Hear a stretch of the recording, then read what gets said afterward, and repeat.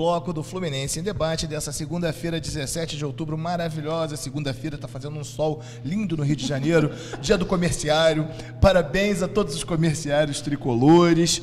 O Paulo estava falando sobre o fator Sobis, Deco e Fred, os três homens que nós suspeitávamos que fossem se tornar habitantes comezinhos do departamento médico e hoje estão ajudando muito o Fluminense.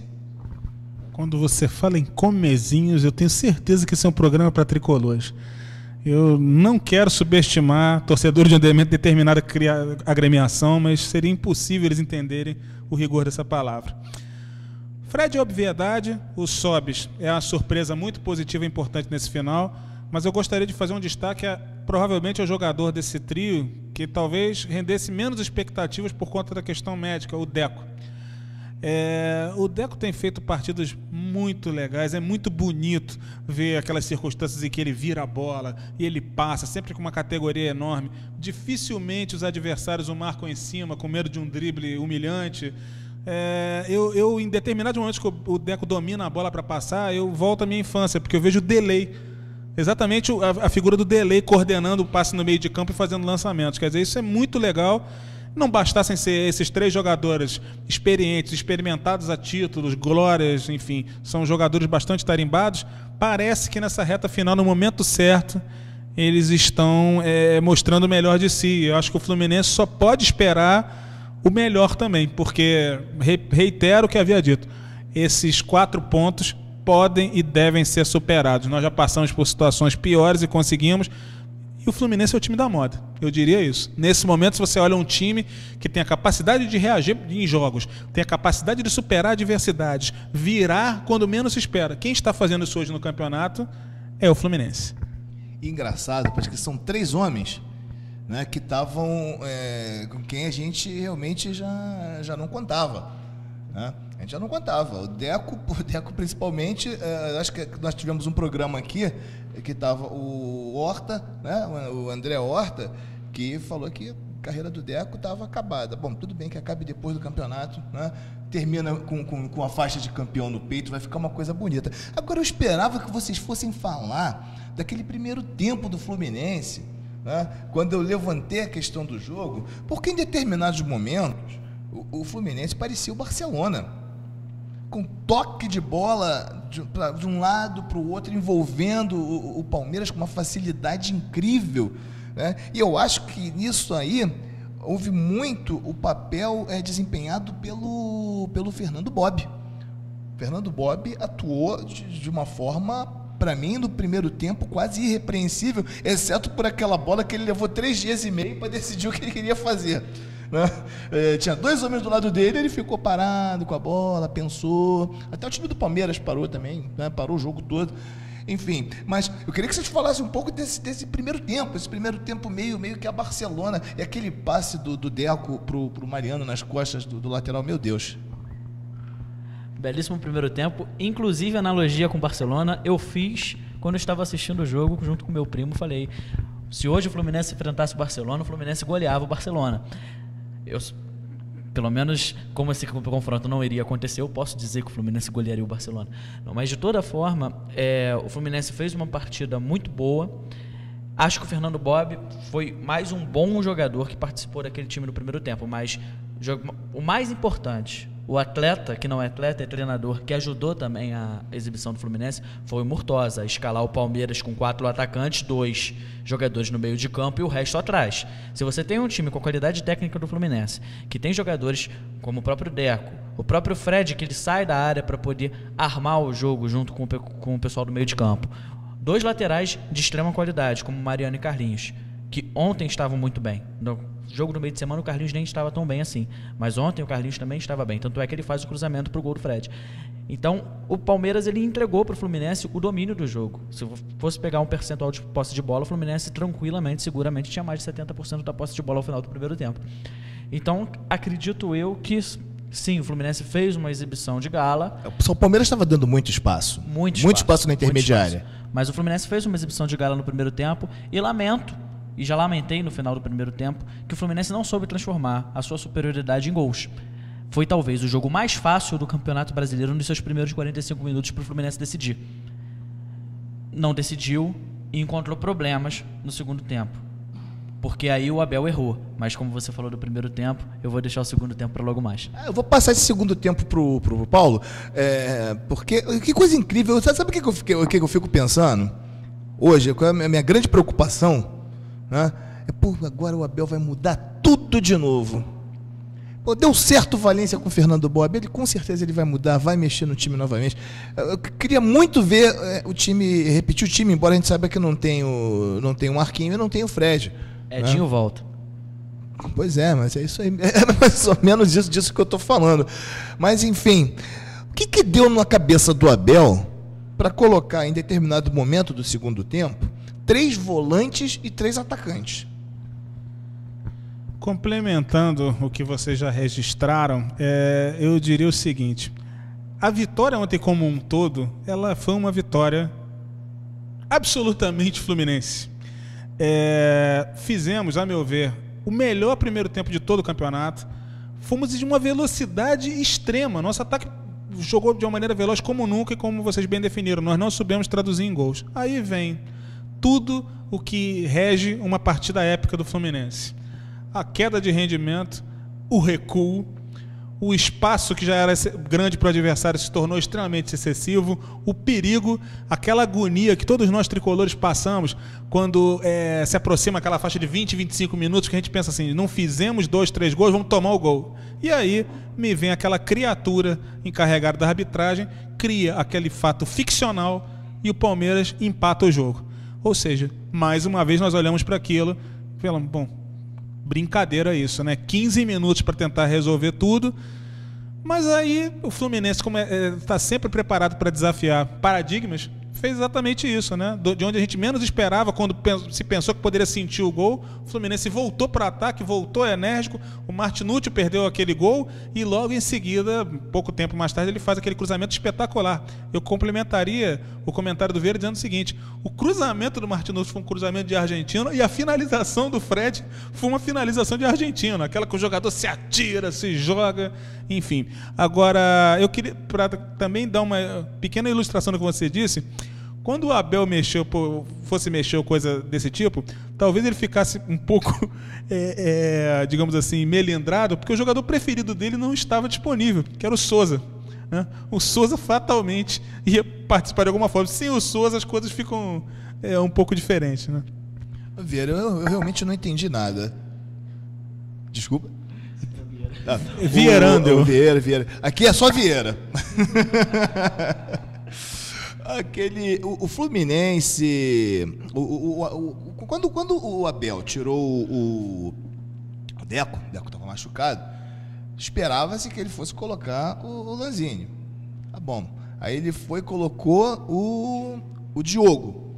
Eu até achei compreensível. Bom, pelo menos ele vai botar mais um volante, vai deixar o Marquinhos mais solto. 5 minutos depois ele me tira o Marquinhos e coloca mais um atacante. Eu falei: caramba, e agora? Quem é que vai fazer a criação? Quem é que vai ligar isso aqui? Esse buraco aqui? E foi aí que o Palmeiras entrou fazendo o que quis. É que o Abel ficou com inveja do time do Palmeiras no primeiro tempo. Ele repetiu, né? Ele decidiu repetir a estratégia espetacular de Murtosa de não ter ninguém para poder armar o time no segundo tempo. Quando ele coloca o Diogo e ele coloca o Martinútil, tirando os 2 meias de criação do Fluminense, o Fluminense chama o Palmeiras completamente para cima, tentou colocar o Rafael Sobis de armador, coisa que nunca fez na vida, não deu certo, e situação periclitante, né? Meio que anunciou o gol do Palmeiras. Tudo bem que talvez até, ainda bem que tenha sido pela arbitragem a 15 minutos antes de terminar o jogo.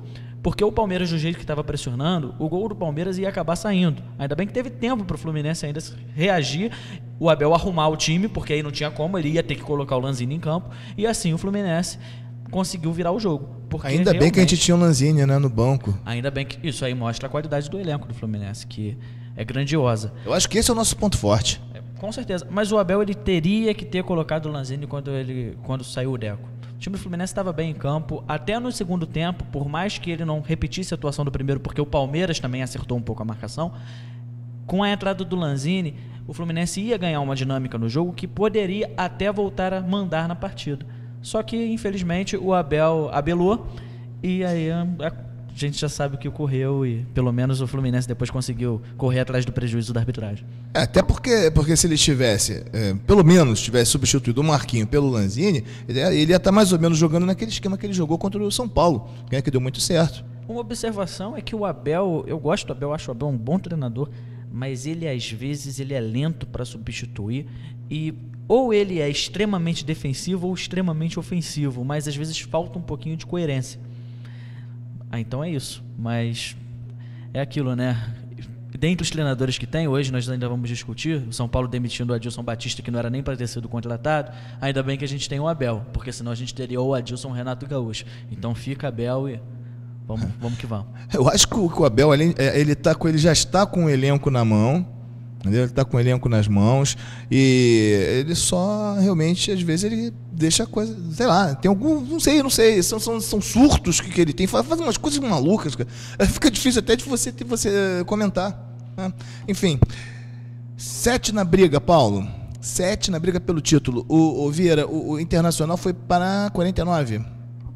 49. Então, ou seja, o 7º colocado a 5 pontos do líder, 7 times na briga, e o Inter ainda pega o Corinthians no próximo domingo no Beira-Rio.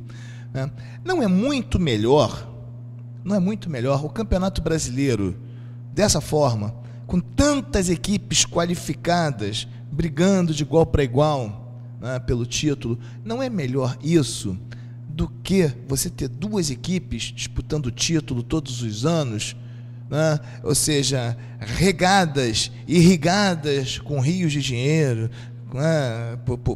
pela né, patrocinadora do evento? Não é melhor? Eu sei lá, talvez eu esteja errado, não sei. Eu sem querer proclamar para mim a verdade absoluta, enfim, mas eu concordo 100% com você. Óbvio que é melhor. Não há o que se pensar a respeito disso. Não há campeonato no planeta no primeiro semestre. Não terá no semestre do ano que vem um campeonato que tenha 7 equipes brigando pelo título ou por vagas em competições importantes. Isso não existe. Quanto àqueles que defendem a chamada espanholização do futebol brasileiro, eu gostaria de lembrar um pequeno detalhe, um pequeno, mísero, porém crucial detalhe. A Espanha é um cotó diante do Brasil. O Brasil é um país continental, com torcidas continentais e, consequentemente, é claro que a dinâmica do campeonato com várias torcidas mobilizadas e times fortes disputando o título é fundamental. O campeonato com duas poderosas e gigantescas agremiações disputando o título em detrimento dos demais é coisa que provavelmente vai vazar água, né? Até porque já ficou provado em anos anteriores, em situações anteriores, que muitos times que receberam enormes investimentos não propriamente traduziram isso em campanhas excepcionais, né? Inclusive times preferidos da imprensa convencional, diga-se de passagem. E gostaria também de registrar que, depois de comezinho, eu acho fantástica essa criação do verbo abelar, porque trata-se de um verbo que tem uma complexidade enorme para você poder traduzir a essência do que ele diz. Você falou nessa questão do time ter um enorme investimento e não corresponder dentro de campo.